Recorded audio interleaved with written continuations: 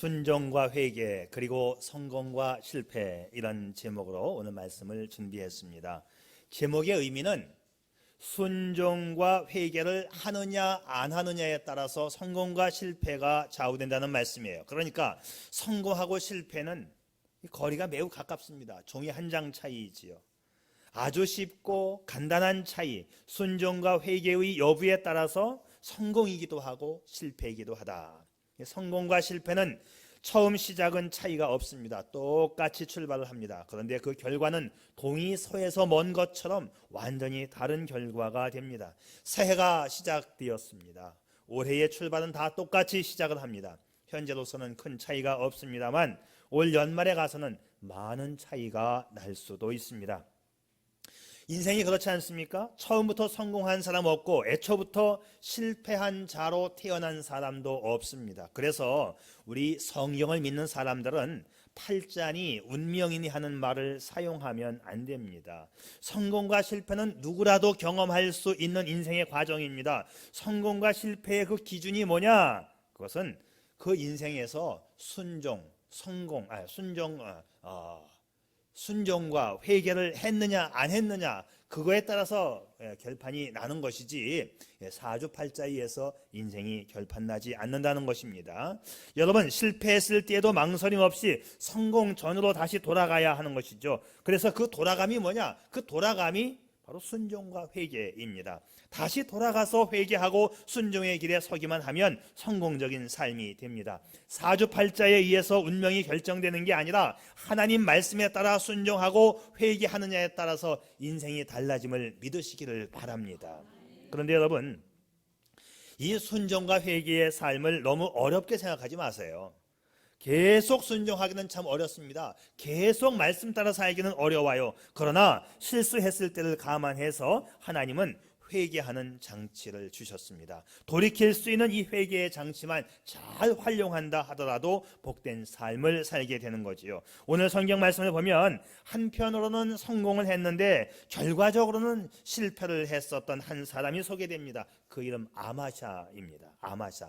이 아마샤는 남쪽 유다의 9대 임금입니다. 그 아버지가 요아스인데, 아버지 요아스 왕이 신하들에 의해서 살해를 당하고 25살에 왕위에 올라와서 29년간 통치를 하게 됩니다.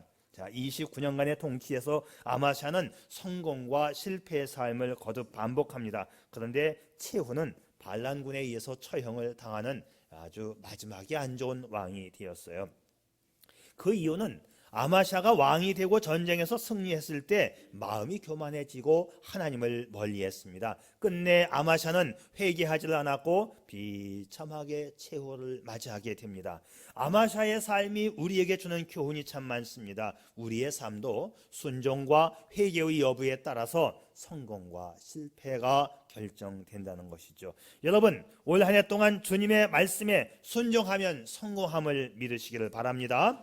자, 이거 우리가 너무 잘 알고 있는 정답 아니겠어요? 아마사도 주의 말씀에 잘 순종을 해서 성공을 거둔 때가 있었습니다. 오늘 본문 2절 말씀 보면 아마사가 여호와 보시기에 정직히 행하기는 하였으나, 뭔가 좀 뒤끝이 안 좋아요. 정직히 행하기는 했다. 자, 뒤끝이 안 좋은 얘기는 나중에 살펴보고, 자, 아마샤가 말씀대로 행한 것을 좀 살펴보겠습니다. 참 재미있는 현상이 아마샤에게 펼쳐집니다.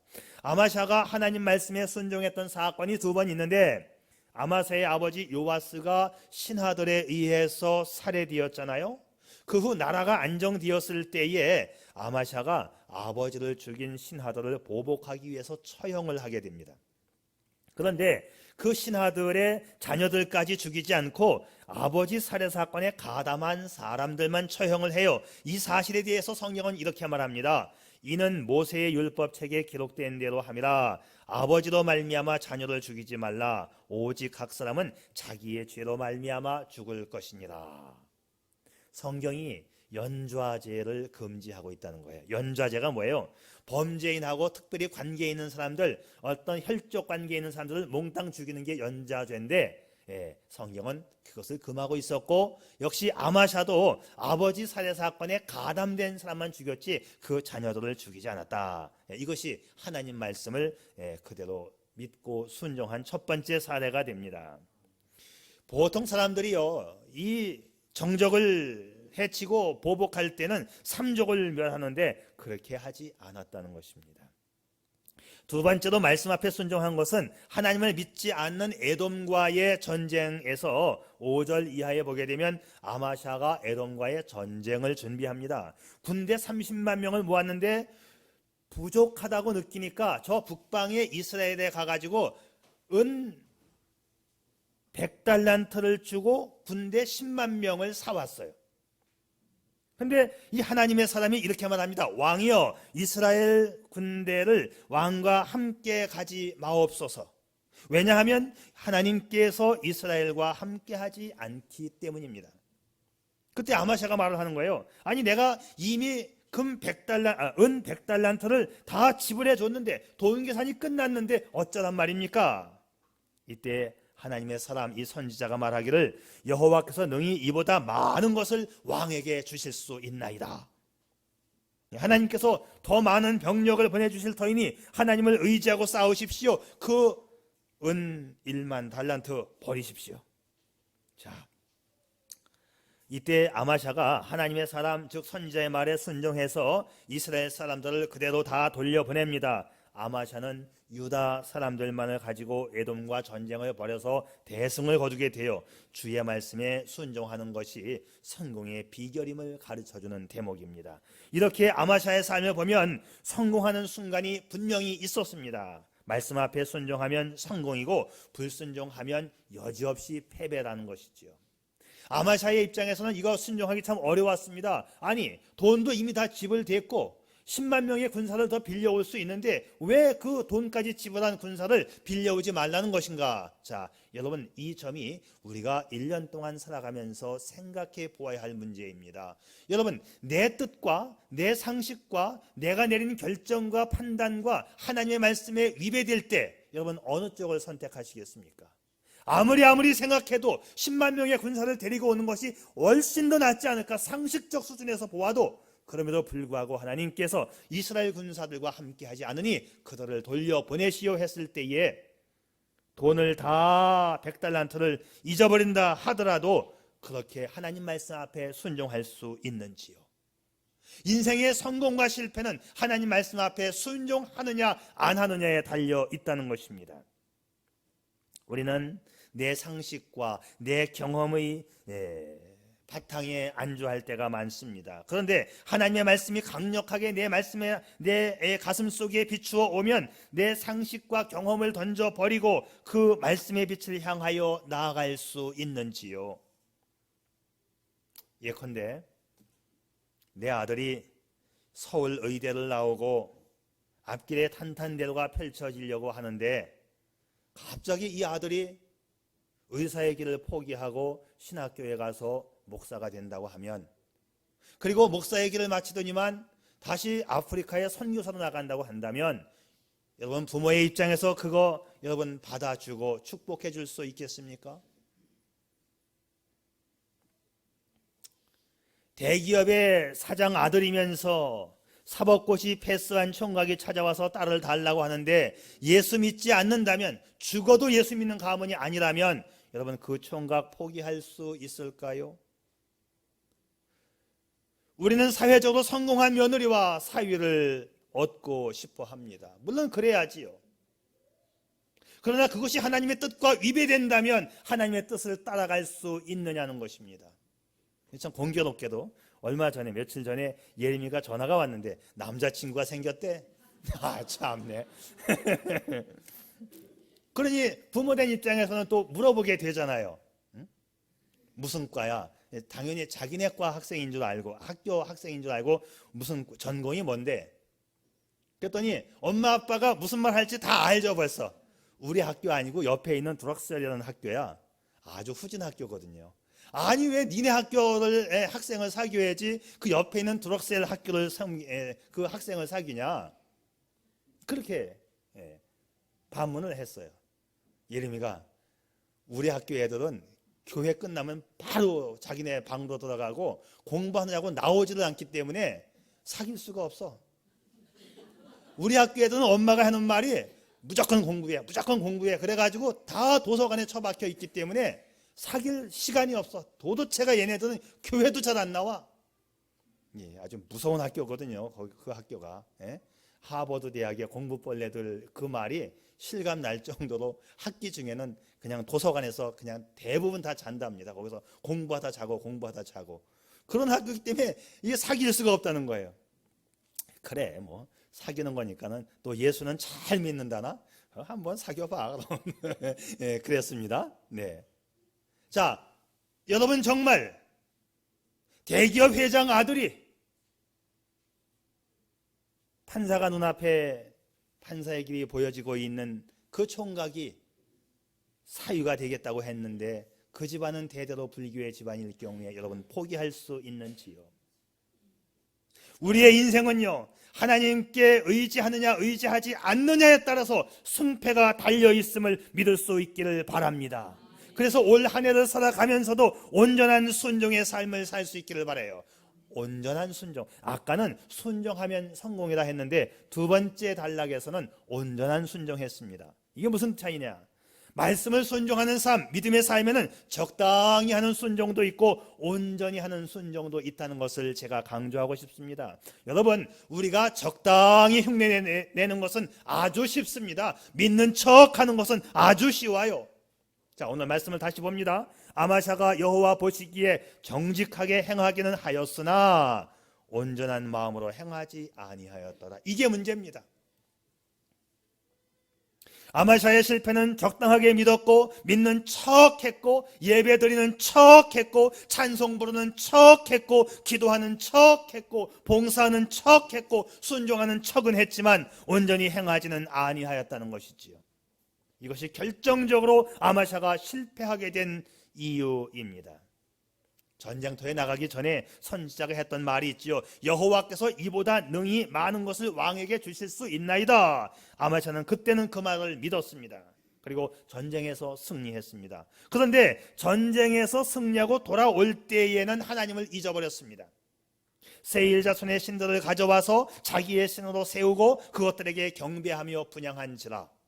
우리가 하나님 말씀 앞에서 이런 범죄와 실수를 많이 범합니다. 다급할 때는 하나님 도와주세요 하다가 다급한 순간이 지나가고 나면 하나님을 멀리하지 않습니까? 정직하게 행하기는 하였으나 온전한 마음으로 행하지 아니하였더라. 온전한 마음으로 행하지 아니했다는 것은요, 적당히 했다는 것이고 형식적으로 했다는 것입니다. 외모로 정직한 척했으나 중심은 그렇지 못했습니다. 전쟁터에 나갈 때에는 하나님을 믿는다고 했는데 전쟁에서 이기고 나니까 하나님이 별로 필요 없어졌습니다. 하나님을 섬기고 하나님께 경배를 하였지만 진정한 마음이 없이 하나님을 섬기는 척하는 껍데기 신앙 형태였다는 것이지요. 겉으로는 믿는 척하면서 그 마음에는 하나님이 없었습니다. 여러분, 우리의 자녀들, 이 자녀라고 한다면 부모를 향해서 진정으로 공경하는 마음을 가져야 하잖아요. 일꾼이라고 한다면 주인을 향해서 끝까지 충성된 마음을 가져야 하는 것입니다. 성도라고 한다면 교회를 진정으로 사랑해야 하는데 마음이 다른 데가 있다, 이것을 말해주고 있어요. 예수님께서도 형식주의자들과 외식하는 자들을 향하여 이렇게 말합니다. 화 있을진저 외식하는 서기관들과 바리새인들아. 여러분, 올해는요 무엇보다도 예배하는 일에 진정성을 가질 수 있기를 바랍니다. 예배하는 일에 진정성을 가질 수 있기를 바라요. 올해의 표어가 뭐예요? 올해의 표어가, 우리 한번 다 같이 올해의 표어 읽어보겠습니다. 다 같이 시작. 크신 주께 감사하며 온 맘 다해 예배하는 교회. 이렇게만 살면 복된 삶을 누릴 수 있습니다. 예배를 드리는 척하지 마세요. 하나님 우롱하는 것입니다. 성도를 속일 수 있고 목사를 속일 수는 있습니다. 그런데 사실은 목사도 거의 못 속여요. 여러분들은 무의식적으로 딴 행위하고 있지만 여기서 보면 다 보입니다. 예배 시간에 천장 쳐다보고 옆에 쳐다보고 앞사람 뒷사람 표정 살피고 심심하면 나갔다 오고. 올해는 그렇지 않기를 바랍니다. 하나님을 우롱하지 않기를 바랍니다.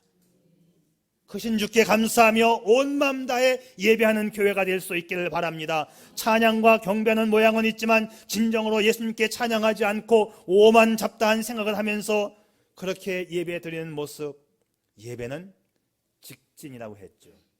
예배는 오직 하나님 한 분만 바라보는 것이 예배입니다. 하나님은 용모와 신장을 보시는 분이 아니라 하나님은 그 내면의 중심을 보십니다. 나의 보는 것은 사람과 같지 아니하니 사람은 외모를 보거니와 나 여호와는 중심을 보느니라. 아나니아와 삽비라가 헌금 드리는 흉내를 내다가 즉사했습니다. 유두고가 설교를 듣는 척 창가에 걸터 앉았다가 졸다 떨어져 죽었습니다. 마음에 없고 형식적으로 주여 주여 하는 사람을 향해서 주님은 불법을 행하는 자들이라고 떠나가라고 경고했습니다. 우리는 우리의 신앙이 외적인 모습과 형식의 모습만 가지고 있는 것이 아닌지 한번 살펴보아야 해요. 하나님은 내적인 변화를 원하십니다. 내 영혼이 진실로 주님 찬양하기를 원하십니다. 나를 지혜에서 구원해주신 나의 주님을 내 영으로 찬양하고 진리의 말씀을 사모하여 내 영혼의 성화가 이루어지기를 하나님은 원하십니다. 물이 포도주로 변하는 것처럼 우리가 완전히 믿음의 사람으로 변화되기를 우리 하나님 원하십니다. 적당히 믿는 척하지 말고 적당히 예배 드리는 척하지 마십시오. 하나님께 혼납니다. 아마샤의 실패의 원인은 바로 온전한 마음으로 하나님을 섬기지 않았기 때문입니다.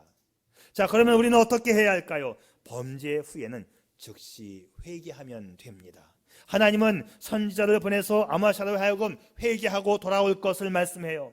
우리들도 얼마든지 실수할 수 있고 나태해질 수 있고 하나님 앞에 범죄할 수 있습니다. 중요한 것은 다시 돌아서는 것이에요. 진정한 돌아섬, 진정한 회개입니다. 여호와께서 아마샤에게 진노하사 저 백성의 신들이 그들의 백성을 왕의 손에서 능히 구원하지 못하였거늘 왕은 어찌하여 그 신들에게 구하나이까? 이게 무슨 말이냐면 아마사 왕이요, 당신이 저 백성들을 물리친 것은 저 백성들의 신이 무능하다는 뜻인데 왜 전쟁에서 이기고 저 백성의 신들에게 구하고 있습니까? 그런데 아마샤는 선지자의 경고를 무시합니다. 결국 실패하는 인생을 살게 되었어요. 선지자가 그치며 이르되 왕이 이 일을 행하고 나의 경고를 듣지 아니하니 하나님이 왕을 멸하시기로 작정하신 줄 아노라. 여러분, 하나님의 경고를 무시하면 달리 방법이 없습니다. 사랑하는 성도 여러분, 마음에 참되다고 생각하는 일이 있으면 즉각적으로 실천에 옮기십시오. 또 마음에 이것이 아니다, 하나님 말씀에 이것이 위배된다 싶으면 즉각적으로 돌아설 수 있기를 바랍니다. 강단에서 선포되어지는 말씀 속에 순종과 아멘이 있기를 축복합니다. 아마샤와 같은 적당한 믿음은 하나님은 원하지 않습니다. 일시적인 정직, 순간적인 정직, 부분적인 정직, 이런 것은 누구라도 할 수 있는 정직입니다. 중요한 것은 온전한 정직, 계속적인 정직함, 부지 중에 실수한 것이 나타나면 빨리 돌아서는 것입니다. 다윗 왕이 훌륭한 왕이 되고 축복의 왕이 되었던 것은 회개하고 돌아섬에 있었어요. 그래서 하나님의 축복을 원하신다면 우리는 다윗처럼 살아야 합니다. 아마샤는 그의 조상 다윗과는 같지 아니하였으며 산당들을 취하지 아니하였으므로 한때는 하나님 말씀 앞에 순종해서 복된 삶을 누리기도 했었지만 그가 왕이 된 이후에는 타락했고 자기 방식대로 세상을 살아갔습니다. 산당을 가져오고 산당을 짓고 산당을 허물어 버리지 않았습니다. 말씀에 대한 순종과 불순종, 일에 대한 성공과 실패, 그 시작은 종이 한 장 차이입니다. 말씀에 대한 지속적인 순종은 무엇보다 중요하지만 그렇게 못할 때는 회개만 잘 해도 다윗과 같이 복된 인생이 될 줄 믿습니다. 그런데 이 사람들이 온전한 순종과 온전한 회개를 안 해요. 자기 기준과 판단과 생각을 따라갑니다. 이 인간의 마음속에 아주 고약한 심성이 있어요. 아무리 설교를 하고 말씀을 외쳐도 내 방식 그대로 주장합니다. 아닐 거야 라는 말이죠. 이런 안내문이 있습니다. 페인트 칠을 했습니다. 마르고 있는 중이니 손대지 마시오 하면 진짜 말랐나? 하고 가서 살짝 만져보는 이상한 심보를 가졌습니다. 여기는 낭떠러지입니다. 가까이 오지 마세요 하면 얼마나 깊은가 하고 목을 쭉 빼서 또 한번 들여다봐야 직성이 풀리는 게 인간이에요. 세상 경고문에는 간혹 의혹이 생길 수 있고 괜찮아요. 그러나 성경의 경고문에는 1.1핵도 의혹을 갖거나 불순종하지 않기를 바랍니다. 성경에는 참 많은 경고문이 있습니다. 선악과를 따먹는 날에는 정령 죽으리라. 아담과 하와는 하나님의 경고를 무시하고 따먹었지요. 그래서 인류가 이 개고생하고 사는 거예요. 영원한 죽음을 면치 못하게 됐습니다. 하나님은 노아 방주를 만들어 놓고 사람들에게 경고합니다. 앞으로 물난리가 날 것이니 방주 안에 들어와라. 아무도 이 경고를 믿지 않았습니다. 노아의 가족만 살아남았고 사람들은 다 물에 빠져 죽었습니다. 소돔과 고모라 성 사람들도 그리했지요. 앞으로 이 성이 불바다가 될 것이다. 천사가 경고했지만 사람들은 농담으로 여겼습니다. 결국 다 불에 타 죽고 말았어요. 하나님은 우리 인류에게 이제 마지막 경고의 말씀을 주셨지요. 이 마지막 경고가 뭡니까? 최후의 심판이 있으리라. 마지막에 믿는 자를 내가 보겠느냐. 하나님께서 찾으시는 이 믿음의 사람이 됩시다. 적당한 믿음이 아니라 온전한 믿음을 보일 수 있기를 바랍니다. 이 서커스단의 묘기를 보면, 이 줄타기 묘기 같은 거 보면 이 대체적으로 고개사가 실수하는 일은 없습니다. 왜냐하면 초긴장을 하면서 방심하지 않기 때문이에요. 그러나 간혹 실수를 하기도 하지만 실수를 하면 빨리 관객들에게 실수를 인정하고 처음부터 다시 시작해서 완벽하게 연기를 해냅니다. 우리의 신앙도 똑같습니다. 늘 말씀 따라가는 이 긴장의 끈을 놓지 않기를 바랍니다. 또 실수나 실패한 일이 보여지거든 즉각적으로 인정하고 회개하고 다시 시작하면 하나님은 언제라도 용서하시고 받아주십니다. 늘 긴장하는 가운데 성령님과 동행하는 복되고 성공적인 인생이 될 수 있기를 바랍니다. 아마샤가요, 나중에 남쪽 유다 왕국이 뺏기고 예루살렘이 함락되고 왕의 궁궐도 다 빼앗기고 백성들이 포로로 끌려가고 본인도 포로가 됩니다. 그런데 자기를 침입해 들어왔던 북쪽 이스라엘 왕보다도 더 오래 살아요. 오래 살면 뭐합니까? 나라 빼앗기고 궁궐 빼앗기고 백성은 포로되고 자신도 거짓 신세가 되어서 살아갔던 그 마지막 인생. 여러분, 회개할 줄 모르는 이 거만한 사람, 말씀을 우습게 여기는 사람, 이와 같은 삶이 된다는 것을 성경이 말씀해 주고 있는 것입니다. 사랑하는 여러분, 오늘은 2020년도 첫 번째 주일입니다. 올해에는 순종과 회개로 복된 삶을 누리시기를 바랍니다. 하나님은 차지도 않고 덥지도 않은 뜨뜻미지근한 이 믿음을 인정하지 않습니다. 따끈따끈한 믿음, 정직한 믿음, 확실한 믿음을 하나님이 좋아하십니다. 가을 단풍은 빨가야 멋있지 푸르스름하고 노르스름하면 왠지 찝찝합니다. 올해에는 순종함으로 회개함으로 온 마음 다해 예배하는 교회가 됩시다. 어렵게 생각하지 마시고 하다가 안 되면 회개하고 다시 시작하면 됩니다. 올 한 해 동안 순종과 회개로 정직한 믿음으로 하늘 축복 많이 받으시기를 축복합니다. 기도하겠습니다.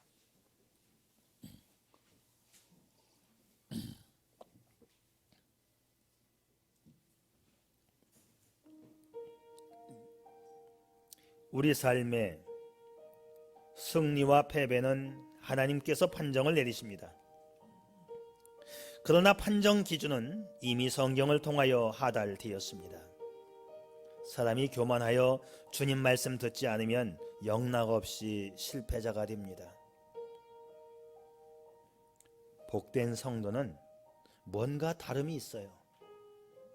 구별됨의 차이가 있습니다. 하나님의 경고를 주의하여 듣습니다. 세상 풍습 따라가지 않습니다. 한마디로 말씀 앞에는 순종이고 잘못됨이 나타났을 때에는 즉각적 회개입니다. 이것을 함축적으로 표현하면 온전한 믿음입니다. 순종과 회개로 온전한 믿음을 이루어 복된 새해를 엮어가는 당신이기를 축복합니다.